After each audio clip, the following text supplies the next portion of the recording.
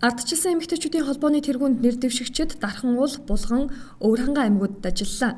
Эмэгтэйчүүдийн орон нутагт хийж буй уулзалтуудад хамгийн ихээр хөндөгдсөн асуудал болох ажилгүйдэл, ядуурл дээрх аймагуудад ч мөн тулгамдж байгааг иргэд эмэгтэйчүүдийн зүгээс илэрхийлж байсан юм а. Ажилгүйдлийг бууруулах, иргэдийн орлогыг нэмэгдүүлэх гарцыг эмэгтэйчүүд хоёр төрлөөр тодорхойлж байгааг хэллээ. За нэгдүгээрт ажлын байр бий болгох, хоёрдугаарт өрхийн болон хамтын жижиг дунд үйлдвэрлэлийг дэмжих.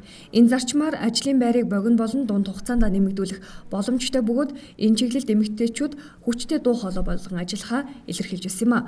Мөн орон нутгийн хөгжлийг тухайн орон нутгийн онцлогт уялдуулан явуулах боломж байгааг хэллээ. Тухайлбал Дархан уул аймагт гэхэд хүнсний үйлдвэрлэлийг хөгжүүлэх, за энэ чиглэлдээ дагнан ажиллах боломж байгааг эмэгтэйчүүд онцолж байсан юм а. Өнөөдөр бол орон нутагт зовлон их байна. Жишээлбэл ажилгүйдэл их байна. Мөн одоо янз бүрийн намын ялгаа их байна. Одоо жишээлбэл төр барьж байгаа улсууд ардчилсан намын одоо гишүүн дэмждэг хүмүүсийг үзэл бодлоор нь яргалж шууд ажлаас нь халж байна. Янз бүрийн асуудлууд их байна. Дээрээс нь эргээд одоо төрийн энэ одоо амарч гарч ялж ард түмнийхэн төлөө ажиллана гэсэн ардын намын одоо төрийн өөрсдийнх нь нэг улс төрийн бодлого нь хэрэгжихгүй ард түмэн бол маш их бухимдалтай байна. Арчлын үн цэнийг хадгалж цааш нь явах гол хүч бол эмэгтэйчүүд байна. Тэгээ эмэгтэйчүүд маань та нар манлайлж намаас сэргээхэд хүчтэй оролцооч л гэдгийг л би уриалж байна. Ихэвчлэн одоо нөгөө эрх барьж байгаа намынхан маань намын хариаллаар манай эмэгтэйчүүдийг ажлаас халсан ийм байдалтай байж байгаа. Ажилгүй эмэгтэйчүүд их байна. За тэрэн дээрээ бас тэгээд ажилд орё гэдээ очихоор бас нас биений бялдар одоо метр 75-аас ч гэх шиг иймэрхүү юм утгагүй юм ярьж байна да. 40 хэдтэй хүн яагаад ажил хийж болдгүй юм. За ажилгүйдэл бол үнэхээр одоо бүх аймагт энэ асуудал байна, нийслэлд байна.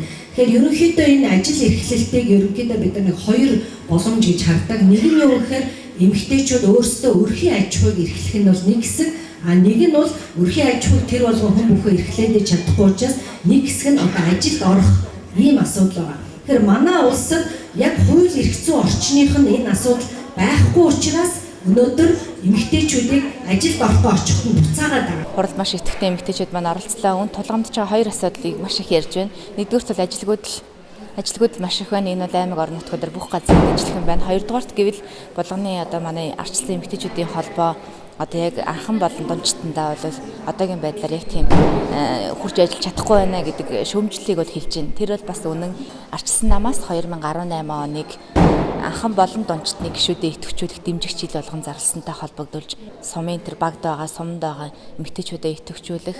Манай эмэгтэйчүүд бол маш хурдан идэвхжиж нэг баг болж ингэж ажиллаж чаддаг юм а гэдгийг би бас Хэнтэн аймгийнхаа жишээн дээр хэлэх байна. 35 нас хүлээ. Яг одоо хүүхдүүд нь өсөөд том болоод ирсэн цаг ажлын байр одоо одоо би нийгэм дэвжигтэй оролцсон гэтэл ажлын байр байна. Чи өнөөдөр юу хийсэн? 35 нас хүртэл юу хийсэн? Яг ямар ажил хийсэн гэж асуудаг. Энэ талаар та гурав хэрэг эмэгтэйчүүдийн төлөөлж санагдаж байгаа юм учраас энэ асуудлыг яаж шийдэх вэ гэж би асуув. Ажилгүйдлийг ер нь шийддэг олон улсын хамгийн боломжийн одоо шийдэл бол жижиг дунд үйлдвэрлэлийг хөгжүүлэх. Ингэж байж бид ажилгүйдлээ басах нь түүнээс ш өнөөдөр яриад ямар нэгэн одоо тэгж ингэж хий гэдэг бол угаасаа бүтэхгүй. Одоо жишээ нь олон улсын туршлага байна. Америк гэхтэл 40 оноос хойш 1940 оноос хойш өнөөдрийг хүртэл жижиг дунд үйлдвэрийг байнгын хөгжүүлж л яваа. Ерөөсө тасралтгүй хөгжүүлэх ёстой. Тэгэхгүй бол нэг унаа бол жижиг дунд үйлдвэр бас хэцүү. Дахиж эргэж босоход жишээ нь гэхэд жижиг дунд үйлдвэрийг хөгжүүлэх тал дээр Америкийн нэгдсэн улс яадаг вэ гэхээр төрийн худалдан авалтын 23% жил бүр заавал тэр жижиг дунд үйлдвэрийн бүтээгдэхүүнийг худалдаж авдаг байгаа.